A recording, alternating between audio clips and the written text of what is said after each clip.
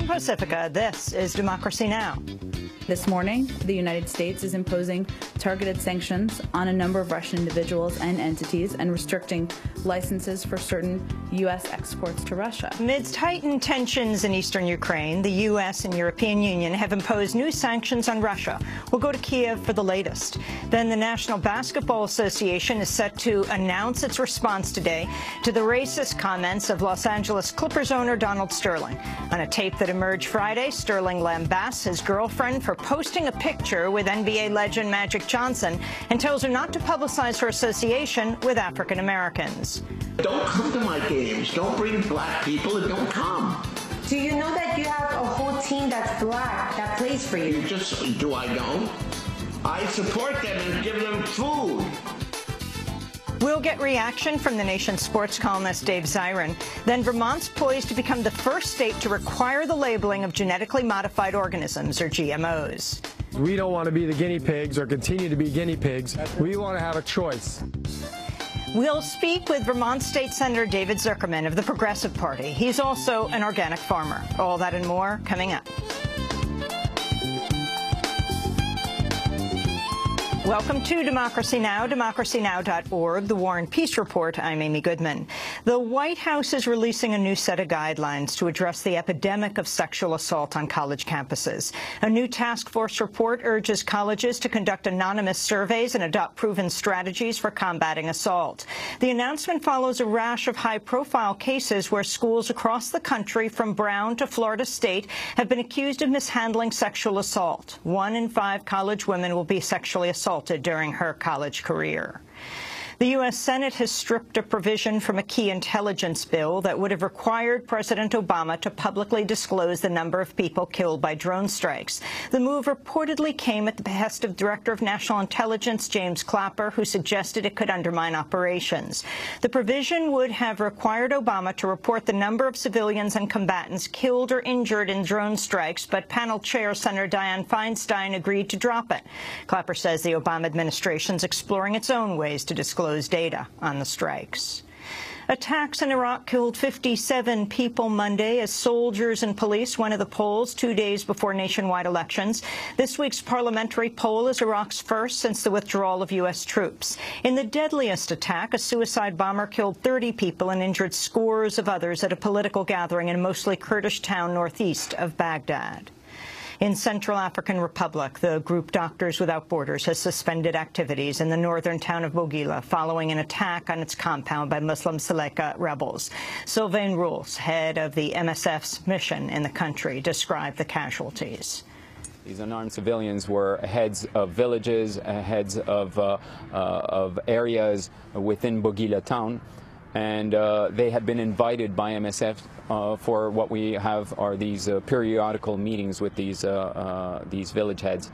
And unfortunately, at the end, tragically, 16 of those people lost their lives, of which 3 of our national staff colleagues from Médecins Sans Frontières were also unfortunately killed. In the capital Bangui, international peacekeepers have evacuated 1,300 Muslims who'd been surrounded by Christian vigilantes known as anti-Balaka. Fighting between the two sides has killed thousands since a coup last year. The death toll from a series of tornadoes in the Midwest and South has risen to at least 28. The storms killed at least 11 people in Mississippi, Tennessee, and Alabama, a day after at least 17 were killed, almost all of them in Arkansas. Arkansas Governor Mike Beebe described the wreckage. The devastation in terms of the power of it may be as big as I've ever seen. We've seen steel girders, huge steel I-beam type girders, twisted, torn completely out of a cement footing, lifted completely out of the ground. Well, you can look at the trees and see how they've been stripped of leaves to see the force and the power of this one. then there are houses and businesses that are just destroyed, lots of them. The entire state of California is in drought for the first time in 15 years. More than 3/4 of the state is in extreme drought.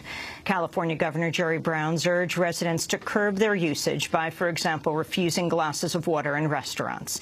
Governor Brown suspended some environmental protections to reduce the impact of the drought, which he also tied to long-term climate change, saying, quote, "We're playing Russian roulette with our environment." In Syria, a mortar attack in central Damascus killed at least 14 people today. The attack comes a day after Syrian President Bashar al-Assad formally submitted his nomination to run for re-election despite a raging conflict that's killed more than 150,000 people and displaced millions. Assad is expected to secure another 7-year term in the June poll, which the opposition and its allies have denounced as a farce. An Egyptian court has banned the April 6 movement, a pro-democracy group that played a key role in the popular uprising that ousted Hosni Mubarak in 2011. Speaking on Monday, April 6 member Mohammed Yusuf said the group would defy the ban on its activities. This is a decision only on paper that will not stop the activities of the 6th of April. To the contrary, tomorrow we will be in the streets to tell them that this banned group is only banned in your imagination and in your dreams. This ruling will not stop the members of the movement demonstrating, will not stop them from saying what they believe, will not stop us standing up to any despot, however powerful he might be, and however many institutions he can control to push his ideas through. The ban came the same day an Egyptian judge sentenced 683 people to death, including the spiritual leader of the Muslim Brotherhood, Mohammed Badi. President Obama's wrapped up his tour of Asia with a stop in the Philippines. Speaking in Manila, Obama issued a defense of his overall foreign policy, saying his critics had failed to learn from what he called the disastrous decision to invade Iraq. Typically, criticism of our foreign policy has been directed at the failure to use military force.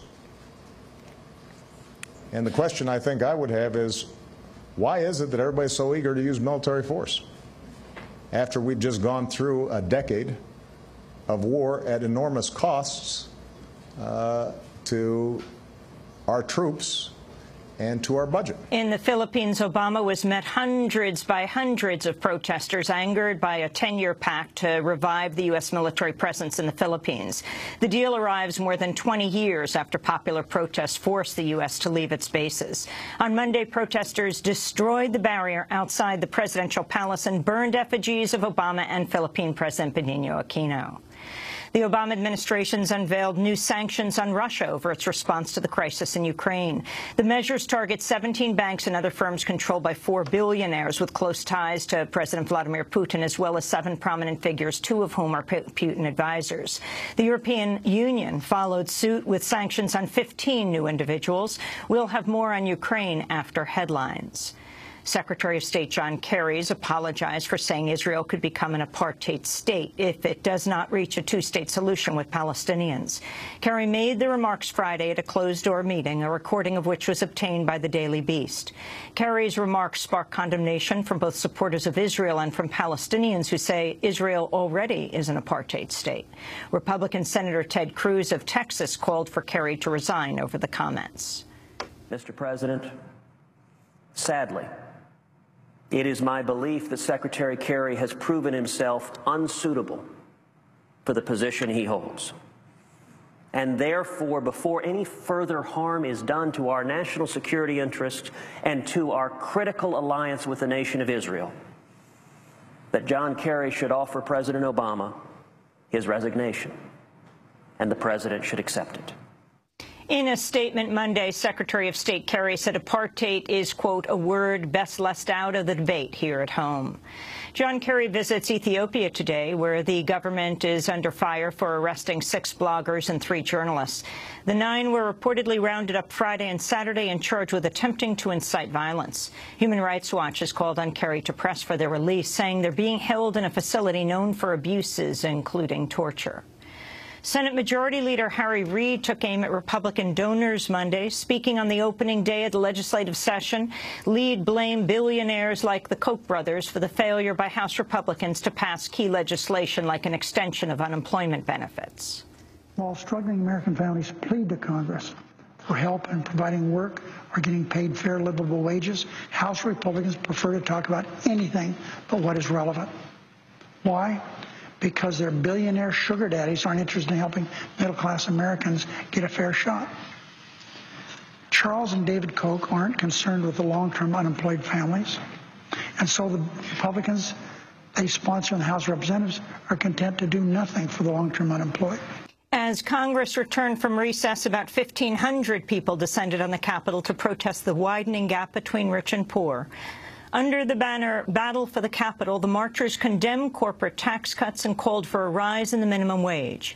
A new study confirms most of the job growth since the economic recession has been in low-wage jobs. The National Employment Law Project reports today there are nearly 2 million fewer jobs in mid- and higher-wage industries and nearly 2 million more jobs in lower-wage industries than before the recession. New York Republican Congressmember Michael Grimm has surrendered to federal authorities after being indicted for fraud. Grimm is accused of concealing more than $1 million in taxes and wages at his restaurant in New York City. The charges are part of a wider probe into Grimm's campaign finances. In January, he was caught on camera threatening to throw a New York One reporter off a balcony for questioning him about the investigation. And in Gaza City, a boat that activists intended to use to challenge the Israeli blockade has been hit by an explosion. Known as Gaza's Ark, the boat had been refurbished with the goal of exporting Palestinian goods, but according to a press release, the boat's night guard received a call warning of an attack. Minutes later, the boat exploded. In a statement, the group said they would continue efforts against the blockade. Quote, "You can sink a boat, but you can't sink a movement," they said. And those are some of the headlines. This is Democracy Now!, democracynow.org, The War and Peace Report. I'm Amy Goodman. And I'm Aaron Maté. Welcome to our listeners and viewers around the country and around the world.